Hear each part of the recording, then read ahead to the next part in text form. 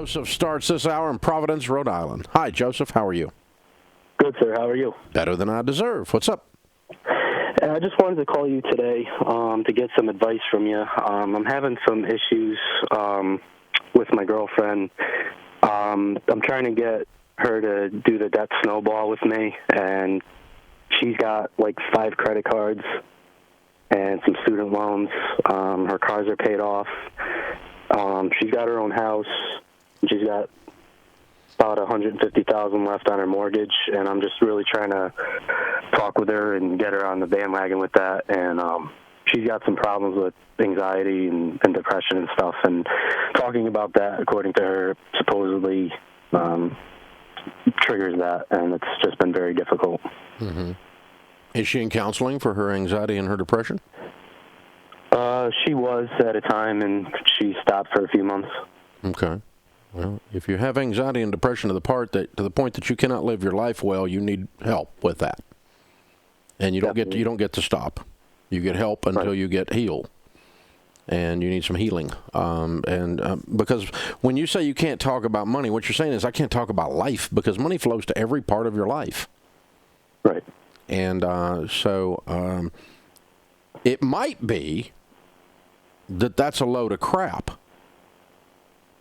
It might be that she just doesn't want to talk about money because she doesn't want anybody telling her what to do. That might be what it is. I kind of got that vibe, Dave. Her parents have definitely spoiled her quite a bit of her life. Yeah. And, the word no is not a word she wants to hear, nor is it a word she wants to tell herself. She don't tell herself no.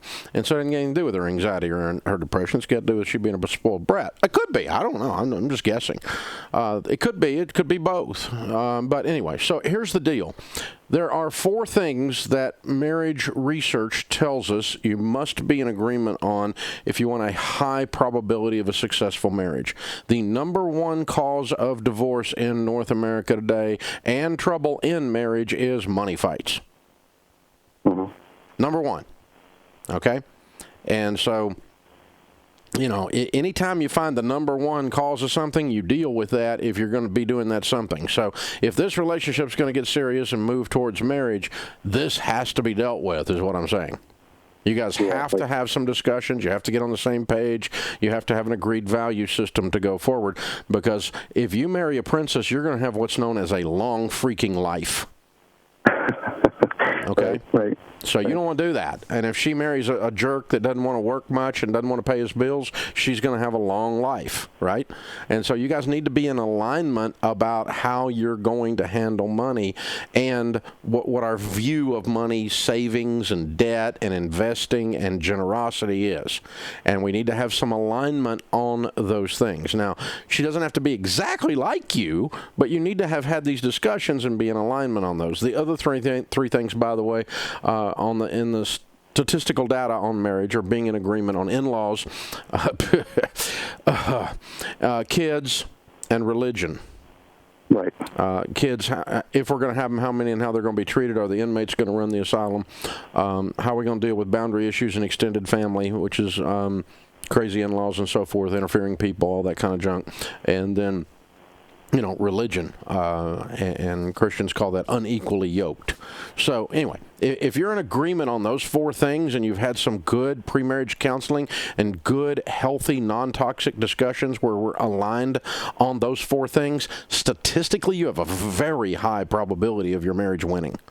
So that's how I would talk to her about it. I just go, listen, this is a big deal because it's the ingredients, it's one of the big ingredients for success. And I want a relationship to be successful. So for your relationship to take the next step and become more serious towards marriage, this has to be dealt with. And you gently and kindly, but you need to figure it out ahead of time. Don't think, we get married, we'll straighten it out then. Ooh, no. Okay? This is something you deal with before the engagement ring goes on the finger. Yeah, so nip it in the butt as fast as I can. Well, I mean, it's a deal breaker.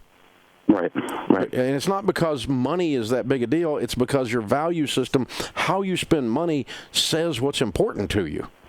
how you handle money.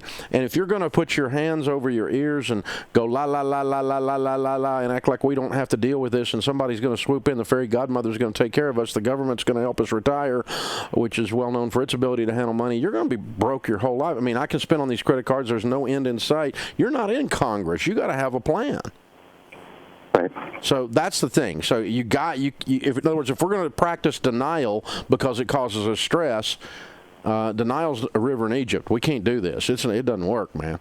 So that's what you guys got to. And so you can have some kind, gentle discussions and probe, but only to the extent the relationship is moving forward, and the relationship is stalled until you get past this hurdle.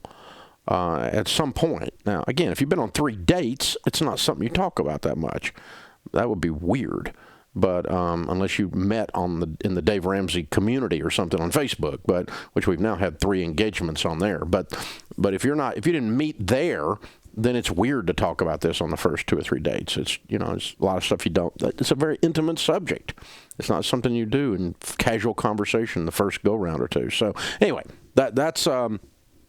It's a big deal, though, folks, for you to be aligned. And those of you out there that are married, I mean, you and your spouse being on the same team it's just, all the data points are there. It's almost impossible to drag someone down the road to wealth. You kicking and screaming against their will.